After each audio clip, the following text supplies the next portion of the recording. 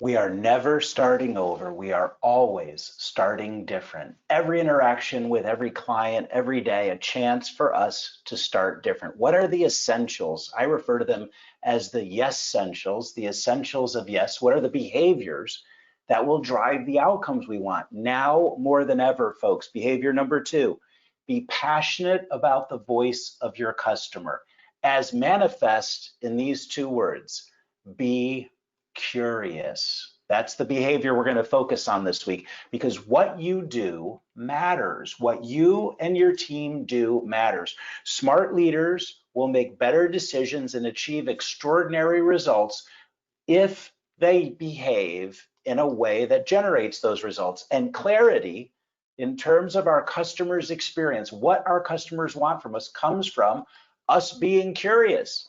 You know, the Latin verb cura, which is the root of our word curious, means to care. Curiosity is how we manifest our care in the world. And yet, folks may be reluctant to ask questions. Folks may be reluctant to probe because they have been raised in environments where asking questions was deemed rude, where it was deemed pushy. They learned that at an early age.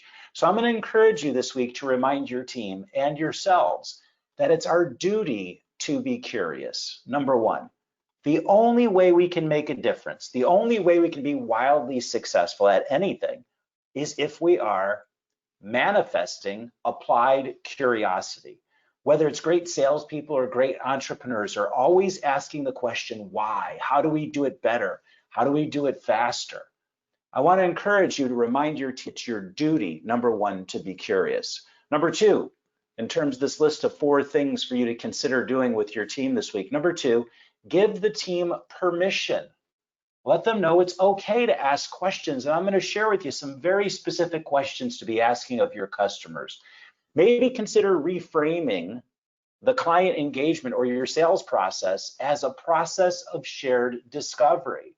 We're actually paying a compliment when we say, I'm just curious. And the old time salespeople knew that, but it's also proven with brain science. And I'm going to walk you through that very briefly today. And I want you to consider number 4, during the week, curating a list of your curiosity questions. If we're not asking enough questions, we're really ignorant about our customers' needs. You know, I always start with this first exercise, whether I'm working with a Vistage group or working with an individual client in terms of coaching. First question I ask you about anyone you need a yes from is, what do you know about them? And do they see you as safe or risky? Now, I'll talk about the brain science of risk in a moment and why being curious actually lower customers' risk. But let me just talk about what the old time salespeople used to say, because they would use this phrase, I'm just curious, as a forcing mechanism to remind themselves to ask questions. It's actually what the old time sales trainers called a sharp angle. As soon as you say the 3 words, I'm just curious, whoever you're talking to stops talking and listens. So the person asking the questions is in control. Remember, number 1, one reason to be curious is to remain in control. Number 2, the person asking the question sets the context for the conversation. The questions we ask actually control the context. It's like when Van Gogh was painting a picture. The reason that Van Gogh's greens or blues or yellows look different than any other artist is because of the colors he painted next to them.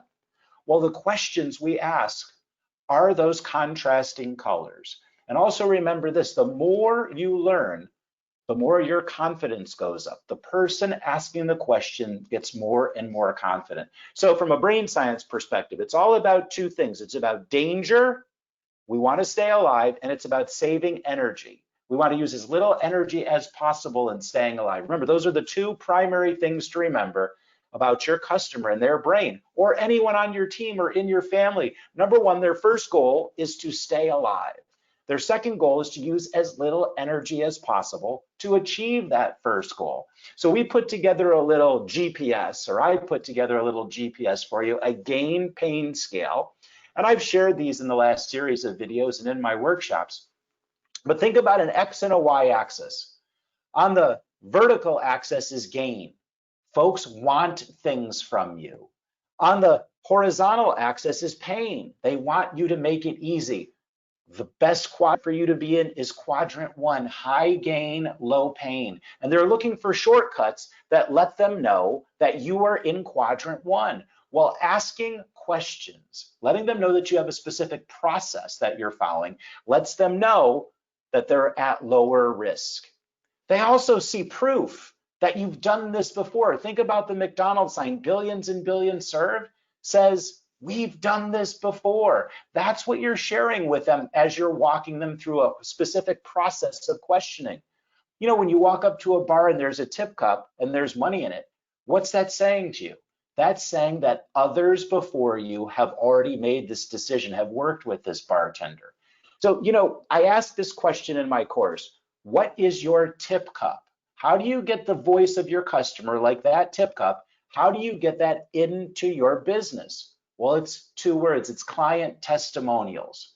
So I want to leave you this week thinking about 3 questions, 3 curiosity questions. Number 1, I want you to be asking your customers, what is the problem we solve for you? Number 2, how are we different from others you could have worked with?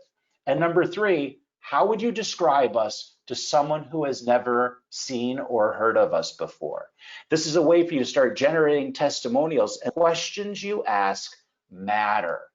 Remember, you want to create forward motion, you want to get things moving this week, next week, start with the questions you're asked and use I'm just curious as a forcing mechanism. I know this is a little thing, but remember, becoming better is a process. That's a journey you and your team are on every day. Improve just 1% a day, and in 70 days, you're twice as good.